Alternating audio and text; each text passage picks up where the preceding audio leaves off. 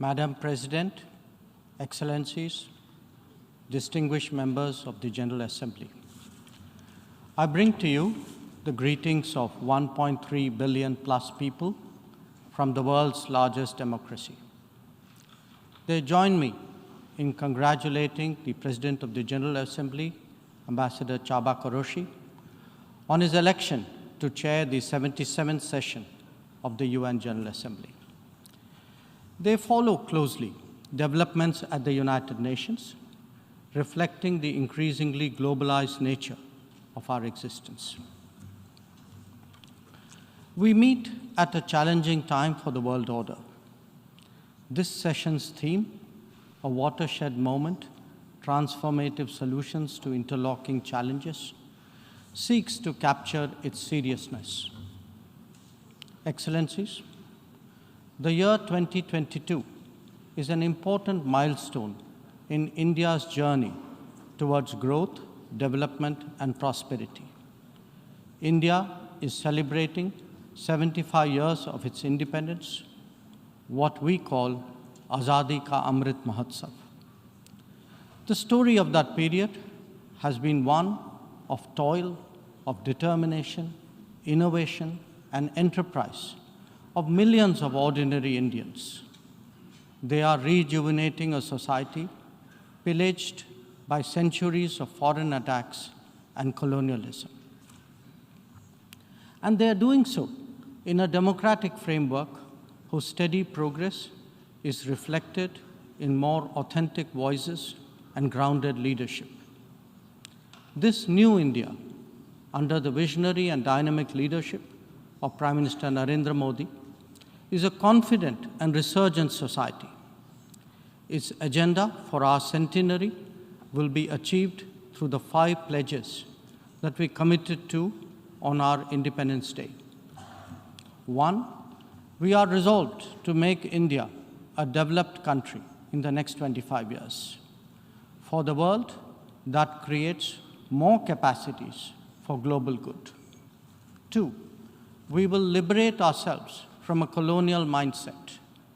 Externally, this means reformed multilateralism and more contemporary global governance.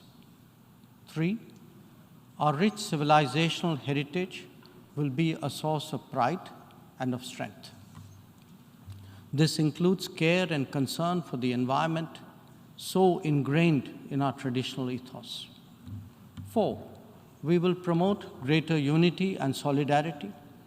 This expresses a coming together on global issues such as terrorism, pandemics, or the environment. And 5, we will instill consciousness of duties and responsibilities. This applies to nations as much as it does to citizens.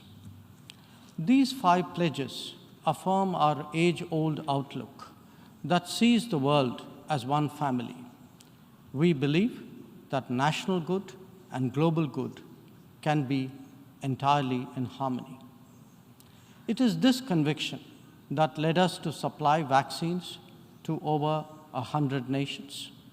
Similarly, our evacuation operations in HADR situations always had room for other nationals in distress. Even as we meet our own development targets, India offers partnerships to our brothers and sisters in Asia, in Africa, and Latin America. And we do so based on their needs and their priorities. Today, the focus is on green growth, better connectivity, digital delivery, and accessible health. Our solidarity is not just in words. You can see them in 700 projects across the world. Madam President, even while India contributes to global betterment, we recognize the sharp deterioration in the international landscape. The world is already struggling with challenges of post-pandemic economic recovery. The debt situation of the developing is precarious. To this is now added the rising costs and the shrinking availability of fuel, of food, and of fertilizers. These, along with trade disruptions and diversions, are among the many consequences of the Ukraine conflict. The Indo-Pacific, too, witnesses fresh concerns about its stability and its security, and climate events have added an overlay on these mounting anxieties. As we saw in the case of the COVID pandemic, the South will be the most impacted, even if the immediate causes are well beyond. It is imperative that global conversations recognize this deep unfairness. The inequity of vaccine distribution should not be replicated in other domains. Madam President, as the Ukraine conflict continues to rage, we are often asked, whose side are we on? And our answer each time is straight and honest. India is on the side of peace and will remain firmly there. We are on the side that respects the UN Charter and its founding principles. We are on the side that calls for dialogue and diplomacy as the only way out. We are on the side of those struggling to make ends meet, even as they stare at the escalating costs of food, of fuel, and fertilizers. It is therefore in our collective interest to work constructively, both within the United Nations and outside, in finding an early resolution to this conflict. Excellencies, while the global attention has been on Ukraine, India has also had to contend with other challenges, especially in its own neighborhood. Some of them may be aggravated by the COVID pandemic and ongoing conflicts, but they speak too of a deeper malaise. The accumulation of debt in fragile economies is of particular concern. We believe that in such times, the international community must rise above narrow national agendas. India, for its part, is taking exceptional measures in exceptional times. We do so when we send 50,000 metric tons of wheat and multiple tranches of medicines and vaccines to Afghanistan. When we extend credits of $3.8 billion to Sri Lanka for fuel, essential commodities, and trade settlement. When we supply 10,000 metric tons of food aid and vaccine shipments to Myanmar.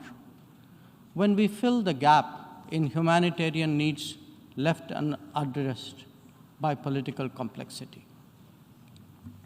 Whether it is disaster response or humanitarian assistance, India has stood strong, contributing particularly to those nearest to us.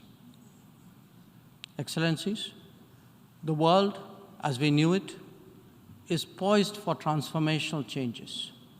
It has been impacted in recent times by a succession of shocks, each of them significant by itself. The COVID pandemic called into question the over-centralized nature of globalization and has led all of us to seek greater resilience and reliability of supply chains. The repercussions of the ongoing Ukraine conflict have further heightened economic stresses, especially on food and energy. Climate events have added to disruption that the world is already facing. As for the promise of technology, it has certainly multiplied our capabilities, but also added to our vulnerabilities. Trust and transparency are legitimate expectations of a more digitized world. The quest to create a better global order would necessarily have to address all these issues. Among them, some are clearly more existential in nature and necessitate intense coordination by the international community. Climate action and climate justice are particularly noteworthy in this respect. In their pursuit, India has worked with partners on the International Solar Alliance, the One Sun, One World, One Grid initiative, and the Coalition for Disaster Resilient Infrastructure. We stand ready to support any collective and equitable endeavor to protect our environment and to further global wellness. Lifestyle for environment, or LIFE, as declared by Prime Minister Narendra Modi in Glasgow on the sidelines of COP26, is our homage to Mother Nature. India remains deeply committed to fighting climate change under the UNFCCC and the Paris Agreement.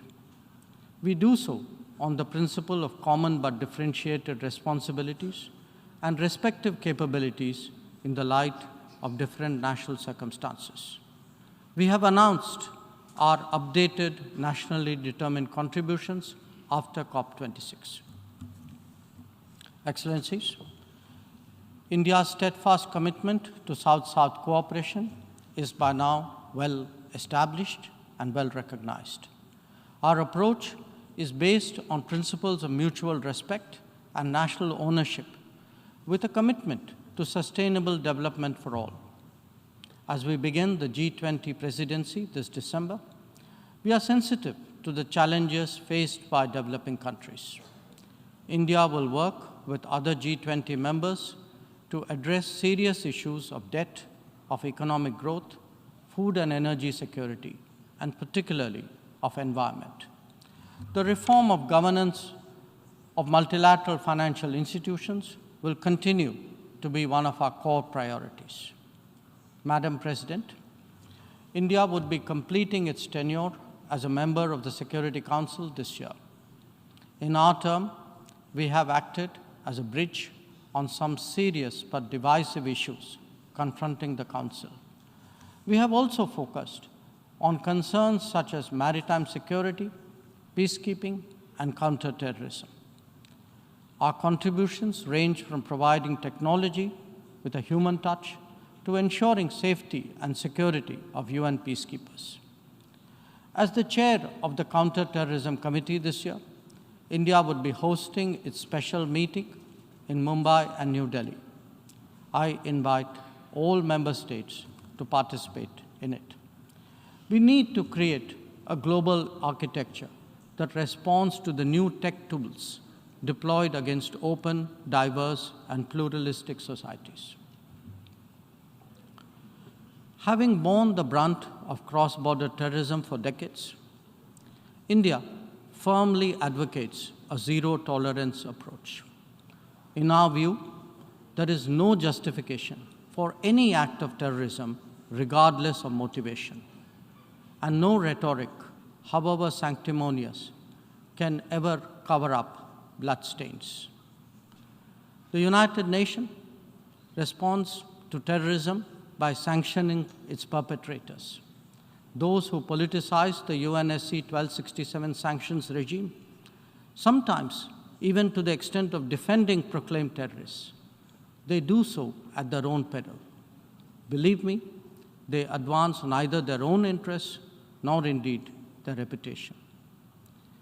India has always espoused a cooperative, inclusive, and consultative approach to international relations. We believe that multipolarity, rebalancing, fair globalization, and reformed multilateralism cannot be kept in abeyance.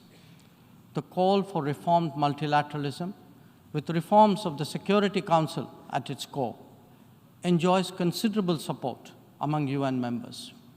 It does so because of the widespread recognition that the current architecture is anachronistic and ineffective. It is also perceived as deeply unfair, denying entire continents and regions a voice in a forum that deliberates their future.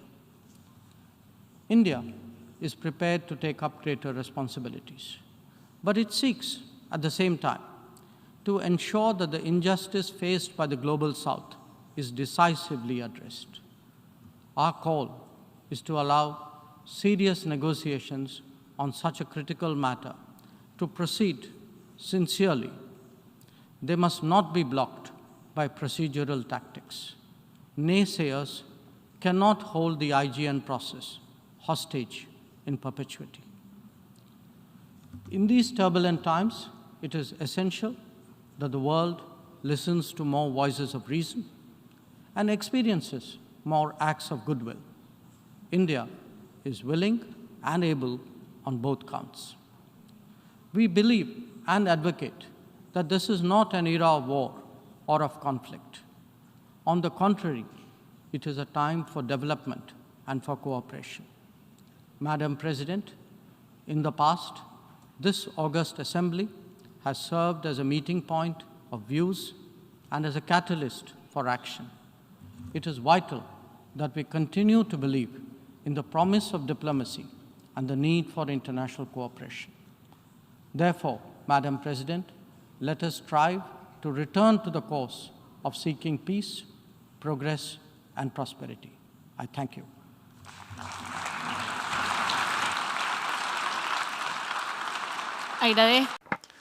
I thank the Minister for External Affairs of India.